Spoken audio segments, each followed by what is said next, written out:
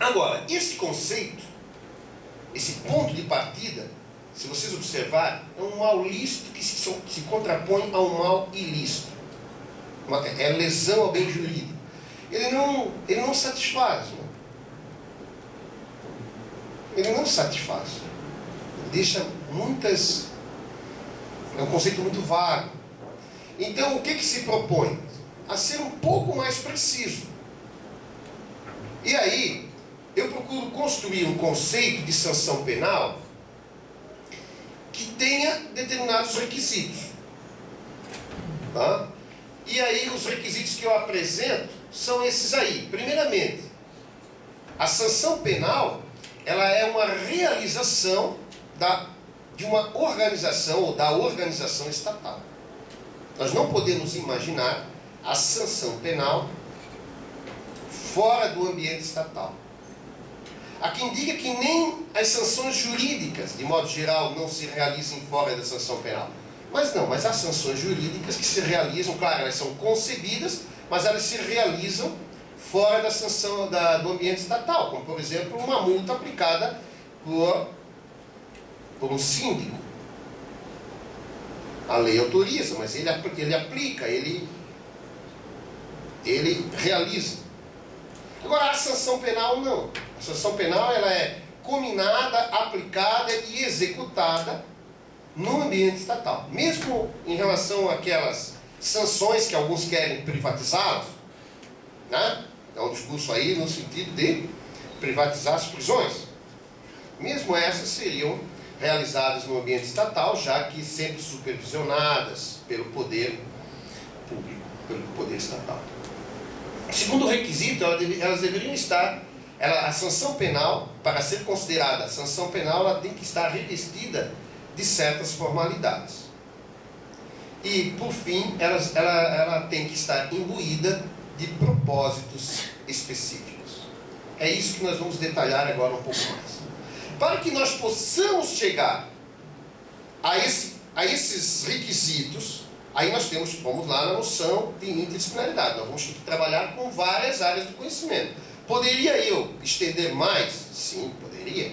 Mas eu procurei trabalhar com essas áreas do conhecimento. Primeiramente, a teoria do direito.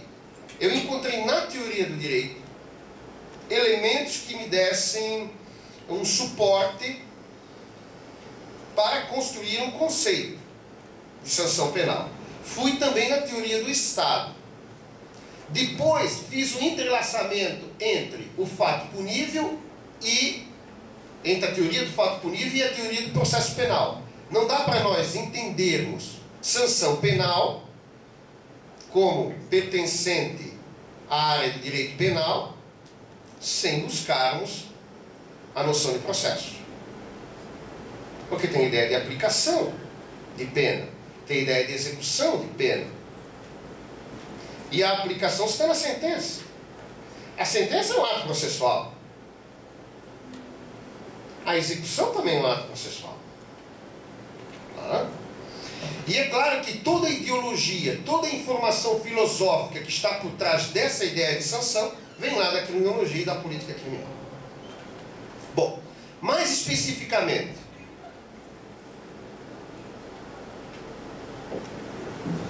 a ideia de sanção penal e sua relação com a teoria do direito, apesar de toda a crítica que se faz a Kelsen, nós não podemos colocar o Kelsen de lado, porque o Kelsen, ele nos dá um aporte, é claro que ele merece a crítica, mas ele nos dá um aporte, ele fez uma reflexão muito importante dentro do campo do positivismo. E a principal contribuição que ele nos dá, e que eu digo, que eu extraio aqui para construir a ideia de sanção penal, é aquela distinção que ele faz entre a sanção e o efeito. Porque nós vamos trabalhar com a ideia de sanção sempre como uma consequência. A sanção é uma consequência, mas o efeito também é uma consequência. Se nós irmos para o campo das ciências do ser, das ciências naturais, nós vamos verificar que existem fenômenos na natureza que produzem consequências, que são ligados por uma ideia de causalidade. Então, se nós aquecermos a água em condições normais, temperatura e pressão, é isso, né?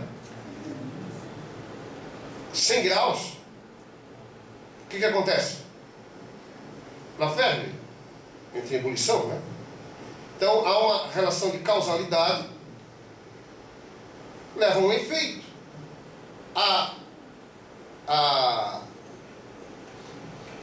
O ato de a água ferver, evaporar, é um efeito. É uma consequência? É uma consequência, mas não é uma sanção. Esse fenômeno ele pode ser expresso na fórmula que está aí, ó. Se é A, então é ou será B. Ou seja, se aquece a água tal, acontece isso. É ou será. Já, aí nós estamos no campo do ser, no campo da causalidade, o princípio da causalidade. Toda ação corresponde a uma reação, que não se aplica no campo do direito. Muitas pessoas invocam as ciências naturais como se elas fossem semelhantes às ciências culturais, às ciências do espírito, como é o direito, ciências do dever ser. A sanção, como o efeito, são consequências, mas a sanção se orienta por uma outra fórmula. Se é A, então deve ser B. Mas pode ser que não seja. Por isso que a toda ação deve corresponder a uma reação no campo do direito. E aí o Cóssio, Carlos Cóssio, autor argentino, muito importante, ele vai trazer para esse conceito, depende dos funcionários. Porque tem funcionários encarregados de aplicar essa sanção. E pode ser que o funcionário não aplique. E aí o que é, deixa de ser é, para ser dever ser. É apenas uma possibilidade. Então a distinção entre sanção e efeito é a primeira herança, digamos assim, a primeira contribuição que a teoria do direito pode nos dar. Aí nós podemos situar então a sanção no campo do dever ser, no campo da normatividade. Destruir aquela ideia de que o direito penal e que o direito de modo geral, que eu ainda não estou falando aqui propriamente de direito penal, estou falando de direito, está relacionado com as ciências naturais. Ela é ciência normativa, ela é ciência do espírito, ela é ciência do dever ser, não é ciência do ser. Tá? Bobbio, um outro estudioso da teoria do direito, ele vai então dizer assim, não, tudo bem, então existem consequências que são do dever ser. Mas nem todas essas consequências que estão no campo do dever ser são do direito. São consequências jurídicas, são sanções jurídicas. Nós temos as sanções morais, que são no campo da normatividade.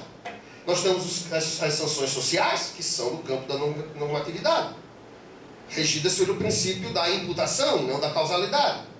Nós temos as sanções jurídicas, que também são no campo da normatividade, do dever ser. E aí, como é que se distingue? As sanções morais são subjetivas, internas, são de cada um. E elas se traduzem, sobretudo, num mal-estar, num remorso, num desconforto, quando a pessoa descumpre aquelas normas suas próprias, internas. As sanções sociais, elas são externas, são objetivas, são impostas de fora para dentro, mas não são institucionalizadas. A reprovação do grupo, o sujeito pode ser expulso do grupo,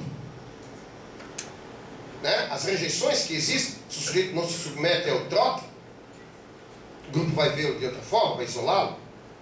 São sanções sociais. Se ele não se vestir adequadamente naquele evento lá, ele vai ficar mal visto, ele vai... Então, existem sanções externas. Para ele está tudo bem, mas para o grupo não está. Mas não são institucionalizadas.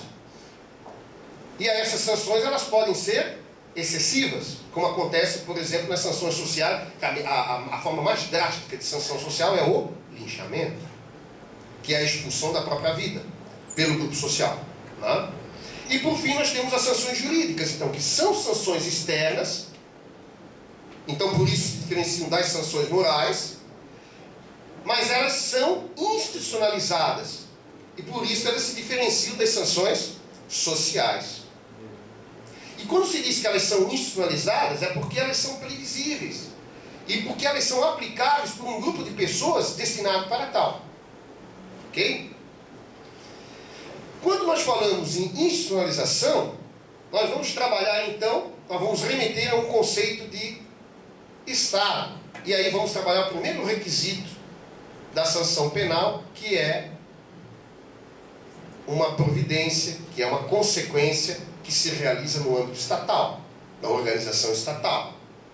E aí eu chamo novamente, como já me referi, Cossio. Cossio fala, estabelece uma relação entre a sanção e o funcionário encarregado de aplicá-la.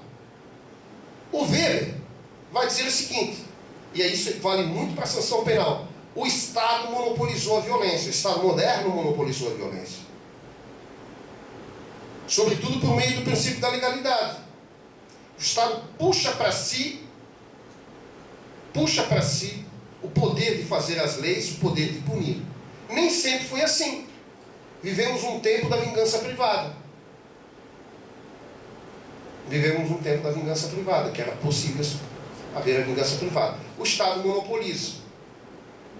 Então, o uso da força, o uso da violência legítima é monopólio do Estado.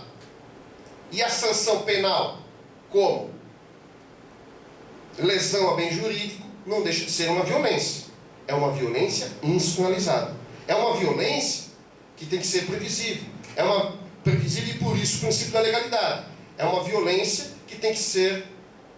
que só pode ser admitida se aplicada no ambiente estatal pelo corpo de funcionários encarregado para tal.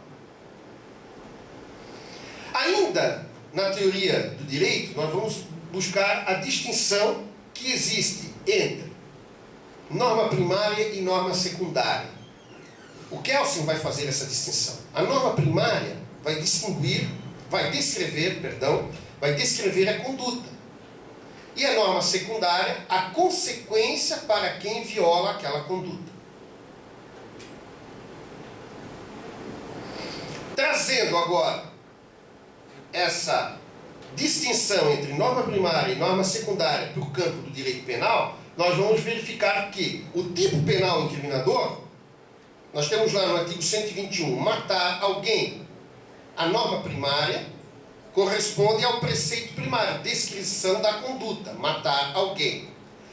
A norma secundária corresponde ao preceito secundário, que é a sanção, pena, reclusão 6 a 20 anos. Com isso, aqui está mal colocado, a sanção penal é uma espécie de sanção jurídica. Tá? A sanção penal é uma espécie de sanção jurídica porque tem como antecedente, então, a violação de uma norma penal. A sanção jurídica tem como antecedente a violação de uma norma jurídica. A norma penal é uma espécie de norma jurídica. Então, a sanção penal é uma espécie de sanção jurídica porque ela tem como antecedente a violação de uma norma penal. E quando nós falamos em violação da norma penal, como antecedente da sanção penal, a ideia de consequência, causa e efeito, violação da norma, sanção. Causa e efeito, no campo das ciências naturais. Violação da norma, sanção, no campo das ciências normativas. Tá? Aí com todas aquelas distinções que eu fiz para vocês para chegarmos à sanção jurídica. No campo da sanção penal, quando nós falamos em violação da norma penal, quando é que se considera violada a norma penal? Para quem fez